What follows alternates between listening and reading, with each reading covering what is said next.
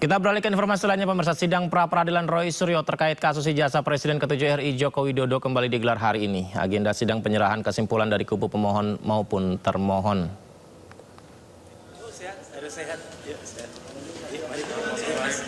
Sidang sampai pada tahap penyampaian kesimpulan dari pihak Roy Suryo dan termohon yakni Polda Metro Jaya. Roy Suryo secara tegas menggugat keabsahan penggeledahan penangkapan yang dilakukan terhadap dirinya. Majelis Hakim juga menetapkan sidang putusan akan dibacakan pada Selasa 7 Juli mendatang. Hari terakhir ya, persidangan pra-peradilan yang pertama. Saya berani katakan dengan tegas sekarang, pra-peradilan yang pertama pada hari Jumat tanggal 3 Juli 2026 ini sebelum nanti putusan pada tanggal 7 hari Selasa yang akan datang. Hari ini kita sudah sampai di ujung dan ini hari Jumat yang berkah dan tadi sudah dikatakan oleh Pak Abdul Ghafur Sangaji ya, kita sudah mendaftarkan kembali pra-peradilan yang kedua. Pra-peradilan yang kedua yang nanti akan mempertanyakan ya tentang bagaimana penetapan tersangka yang menggunakan Undang-Undang ITE. Hari ini agendanya adalah penyampaian kesimpulan. Kesimpulan itu adalah rangkuman dari semua rangkaian proses persidangan pra-peradilan. Ya. Dari mulai pembuktian dari sisi kami, baik saksi, baik ahli maupun juga bukti surat. Kemudian juga dilakukan konfrontasi dengan bukti-bukti yang dimiliki oleh termohon dari pihak. Sebelumnya terpidana kasus fitnah dan pencemaran nama baik Joko Widodo, Tifauziah Tiasuma atau Dr. Tifa, menantang Presiden ke-7 RI Joko Widodo untuk bisa membuktikan ijazah aslinya secara langsung. Jadi usai menjalani sidang perdana ya, sidang perdana Dr. Tifa didampingi 25 kuasa hukumnya menjalani dakwaan tindak pidana fitnah pencemaran nama baik terhadap Joko Widodo. Dan kubu Dr. Tifa mengatakan hal itu dirasa tidak relevan. Ditegaskan bahwa apa yang disampaikan selama ini merupakan pendapat ilmiah berdasar keilmuan yang dipelajari. Dr. Tifa juga menyampaikan jika memang dianggap melakukan hal tersebut, satu-satunya cara membuktikan dirinya melakukan pencemaran nama baik atau tidak, yakni caranya adalah tunjukkan ijazah asli Joko Widodo di persidangan secara langsung. Pertama adalah berkaitan dengan ilmu saya, ilmu anatomi morfologi yang memang sudah saya sampaikan di dalam iNews 29 April 2025. Saya diundang sebagai ahli, di mana di situ saya memberikan penjelasan tentang bagaimana saya melihat dari dokumen yang beredar atau benda digital yang beredar di internet yang banyak orang mengatakan itu sebagai ijazah Joko Widodo. Di situ saya menyoroti hanya satu hal yang menjadi domain saya, yaitu foto, ya. Karena itu saya menggunakan ilmu saya, anatomi morfologi, untuk memberikan penjelasan, ya. Kalau memang penjelasan ini harus dikomparasikan dengan ijazah asli, maka munculkan ijazah asli itu, ya. Sebab yang saya lakukan observasi itu adalah benda digital yang beredar di internet. Kita sama-sama tidak tahu apakah itu dokumen milik Joko Widodo dengan pasal pencemaran nama baik dan fitnah, ya.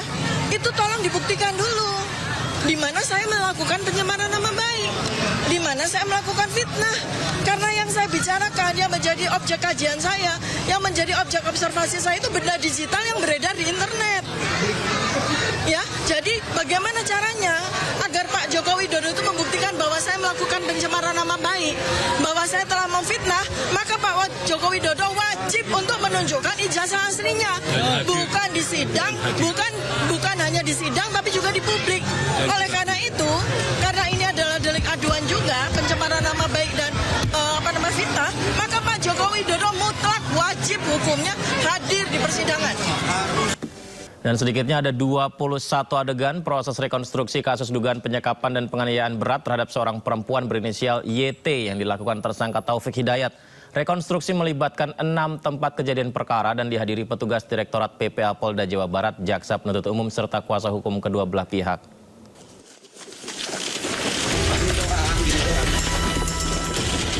Direktorat Perlindungan Perempuan Anak dan Perlindungan Perdagangan Orang Polda Jawa Barat menggelar rekonstruksi kasus penyekapan dan penganiayaan yang dilakukan tersangka Taufik Hidayat. Dalam rekonstruksi ini melibatkan 6 tempat kejadian perkara dengan memperagakan 21 adegan penyiksaan.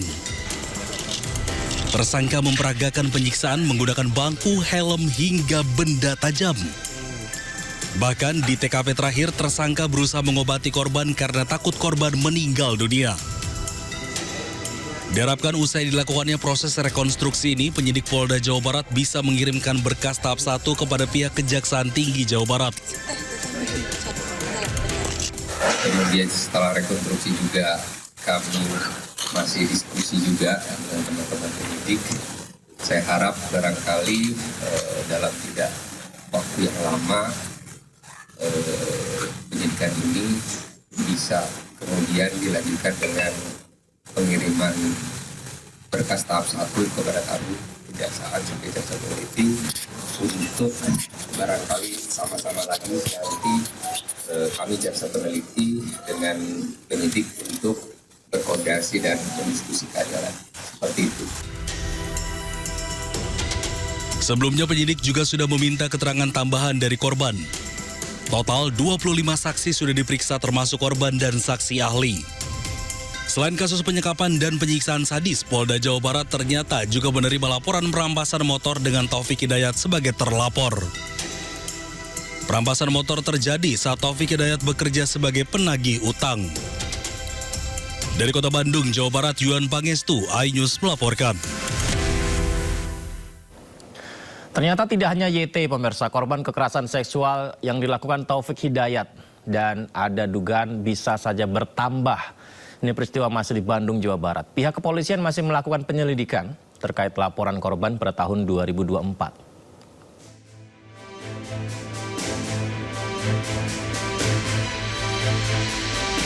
Tak hanya YTR, korban kekerasan seksual oleh Taufik Hidayat diduga bertambah di Bandung, Jawa Barat.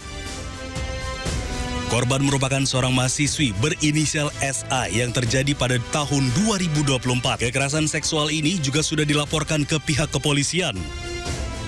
Dari laporan yang sudah diajukan oleh korban, pada siang ini pihak kepolisian mengundang korban ke Polresta Soreang untuk meminta keterangan lebih lanjut. Kombes Pol Rumi Untari, Dir PPA PPO Polda Jawa Barat menjelaskan masih melakukan penyelidikan tentang dugaan tindak pidana kekerasan seksual oleh Taufik Hidayat yang dilaporkan pada tahun 2024. Setahu saya memang waktu itu melaporkan di Polda Jawa 2024 ya, sebelum direktoratnya terbentuk, dan saat ini masih dalam proses penyidikan. Nanti kami cek sejauh mana penanganannya. Saya yakin pasti ada, tapi nanti kami cek ya sampai sejauh mana. Karena yang nanganin sekarang bukan Polda, sudah dilimpahkan ke Polres. Nanti kita cek ya, Mbak. Sebelumnya Taufik Hidayat pelaku penyekapan dan penyiksaan terhadap korban YTR terjadi selama 3 tahun. Aksi keji pelaku terbongkar 12 Juni lalu saat pelaku menghubungi kakak korban dan menginformasikan bahwa korban dirawat di Rumah Sakit Hasan Sadikin Bandung. Ditangkapnya Taufik Hidayat, pelaku penyekapan dan penyiksaan sadis terhadap YT, keluarga meminta pelaku dihukum berat. Selain itu, korban juga meminta Taufik Hidayat diganjar hukuman seberat-beratnya. Tim Liputan iNews melaporkan. Lalu bagaimana kondisi korban? Saat ini tim dokter Rumah Sakit Hasan Sadikin Bandung tengah bersiap melakukan operasi rekonstruksi wajah terhadap gadis YT, korban penyekapan penyiksaan di Bandung oleh Taufik Hidayat.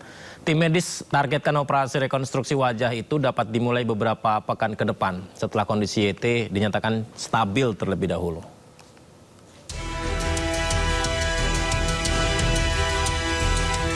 Kondisi gadis YT, korban penyekapan dan penyiksaan oleh Taufik Hidayat di Bandung, Jawa Barat dilaporkan terus menunjukkan perbaikan selama 2 pekan terakhir.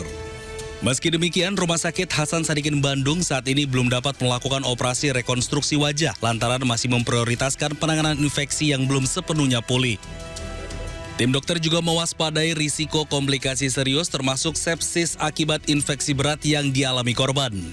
Setelah kondisi infeksi dinyatakan terkendali, tim dokter berencana memulai operasi rekonstruksi wajah dan kaki secara bertahap pada minggu ketiga perawatan. Sebelumnya, Menteri Kesehatan Budi Gunadi Sadikin terus memantau perkembangan gadis YT, korban penyekapan dan penganiayaan di Bandung. Ia memastikan bahwa korban akan mendapat perawatan terbaik dan dilakukan bedah rekonstruksi wajah. Sekarang sudah dirawat di Hasan Sadikin. Saya nanti akan cek pagi ini kondisinya seperti apa. Yang pasti memang saya tahu harus ada rekonstruksi dari wajahnya. Tapi itu sudah ditangani oleh teman-teman bedah rekonstruksi Hasan Sadikin. Proses rekonstruksi wajah diperkirakan akan memakan waktu lebih dari 3 bulan dan dilakukan secara bertahap. Sedikitnya 40 tenaga medis dilibatkan dalam penanganan medis gadis YT, mulai dari dokter spesialis penyakit dalam, bedah mulut, bedah plastik, psikiater hingga ahli gizi. Dari Bandung, Jawa Barat, Tim Liputan iNews melaporkan. Ya, pemirsa, Polda Jawa Barat menggelar rekonstruksi kasus dugaan penyekapan serta penganiayaan terhadap seorang perempuan berinisial YT yang dilakukan tersangka Taufik Hidayat.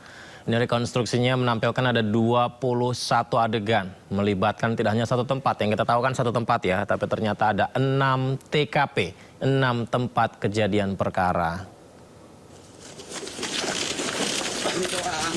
Ya, kita lihat ini adalah Taufik Hidayat mengenakan masker, peci, dan baju tahanan diarahkan ke lokasi TKP pertama. Kita lihat dikawal ketat oleh aparat kepolisian. Ya, tim media sayangnya tidak bisa menyorot ke dalam. Oh, sepertinya ini di sebuah kamar kos-kosan lagi ya. Yang berbeda dengan yang terakhir ditemukannya YT, korban YT. Kita lihat ada beberapa tindakan yang dilakukan Taufik atau adegan. Melempar barang, ini dia. Sepertinya ini adalah memperagakan adegan proses rekonstruksi penganiayaan terhadap korban ya. Berarti di 4 lokasi korban YT mendapatkan kekerasan. Bahkan ada 21 adegan pemirsa rekonstruksi yang dilakukan ya. Dan akibatnya membuat trauma dan luka berat. Kita tahu bahwa di wajah korban YT sangat parah dilakukan oleh tersangka Taufik Hidayat. Rekonstruksi melibatkan 6 TKP dan dihadiri petugas Direktorat PPA Polda Jawa Barat, JPU, serta kuasa hukum kedua belah pihak. Ternyata dalam rekonstruksi ini pelaku atau Taufik Hidayat yang menggunakan beberapa barang seperti bangku, helm, benda tajam. Barang-barang itu digunakan untuk menyiksa korban.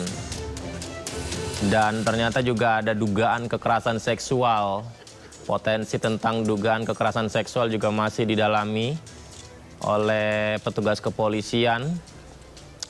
Ya, sepertinya sih memang besar potensinya ya, karena ada kekerasan seksual di sana, maksud saya ada kekerasan fisik di sana, dan korban bersama pelaku ini sempat tinggal beberapa kali di kos-kosan, sehingga dugaan kekerasan seksual potensinya lumayan besar dan harus segera diselidiki, harus segera didalami pemirsa.